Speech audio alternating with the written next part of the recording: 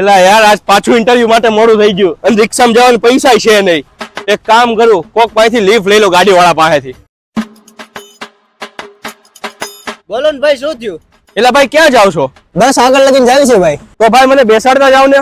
બસ આટલી જ વાત. ચાલો આવ્યો, બેસાડી દીધા.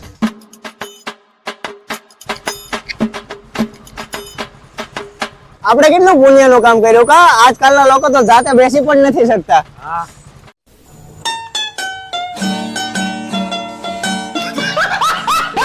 માંડ પહોંચ્યો. એલા ઇન્ટરવ્યુ માટે મોડું ન થઈ જાય તો સારી વાત છે.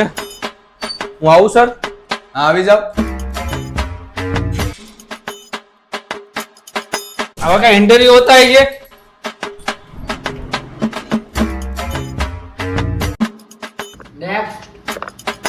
निकुंज मान को लिया अंदर बोलावे.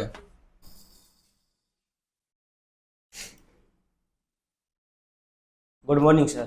તને અમે જોબ પર શું કામ રાખવી બોલો તમે? કેમ તમે આ જોબ નથી આપતા? હું ખોટી જગ્યાએ આવ્યો? ના ના ભાઈ, અહીંયા જોબ મળે છે, તમે સાચી જ જગ્યાએ આવ્યા છો. તમે મને શું કામ પૂછો છો કે જોબ શું કામ દેવી? તમારી કંપની નથી ખબર? મારું કેવું એવું છે કે તમને જોબ પર અમે શું કામ રાખવી? કેમ કે મારે જોબની જરૂર છે અને તમારે પણ જોબ કરે તેવા વ્યક્તિની જરૂર છે ને.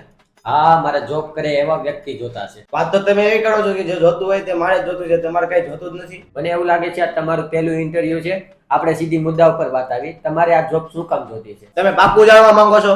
હા સાચું કહી દઉં? હા હા હા. સાહેબ મારી ગર્લફ્રેન્ડ ના માગા ઉપર માગા આવે. સાહેબ મને જોબ નહીં મળે તો મારો પ્રેમ અધૂરો રહી જાય. સાહેબ મારો પ્રેમ અધૂરો રહી જાય. કમોન નિકુંજભાઈ, તમે સમજો છો ને? મને ખબર છે આ તમારું પહેલું ઇન્ટરવ્યુ છે અને તમારે જોબ જોતી છે ને તો મને ખુશ કરવો પડશે. તમે સમજો છો ને હું તમને શું કહેવા માંગુ છું? સર, શું તમને ખુશ કરવા પડશે? યસ સર હું એવો છોકરો નથી, હું તમને ખુશ નહીં કરી શકું. નિકુંજભાઈ, તમે ખોટું સમજી રહ્યા છો. સર હું એવો છોકરો નથી, હું તમારી ફિલિંગ ને સમજુ છું, પણ હું બહાર કોઈને નહીં કહું. નિકુંજભાઈ, તમે ખોટું સમજી રહ્યા છો, હું એવું કહેવા નથી માંગતો. સાહેબ મને મૂકી જાઓ, મારા બે ઘણા નાના છે.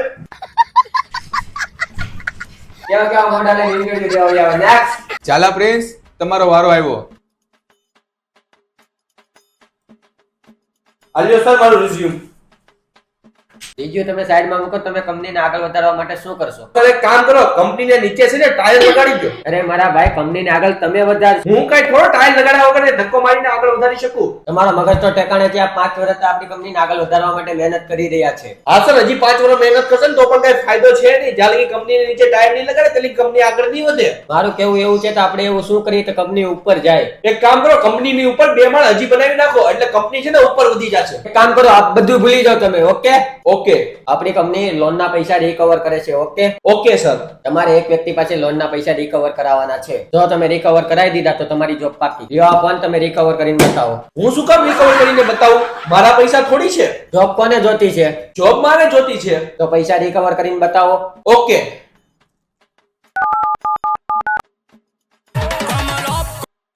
હાલો સર, હું લોન ડિપાર્ટમેન્ટ થી પ્રિન્સ વાત કરું છું.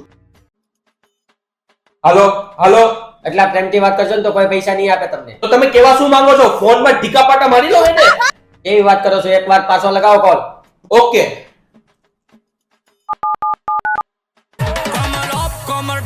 હું છે એલા? સર પ્લીઝ 2 મિનિટ મારી સાથે વાત કરી લો ને.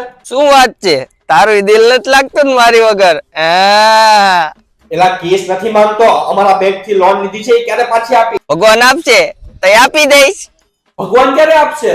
મને હું ખબર ક્યારે આપશે? મારી વાત થોડીક થઈ છે કાઈ? તો તું ભગવાનના ભરોસે કેમ બેઠો છો?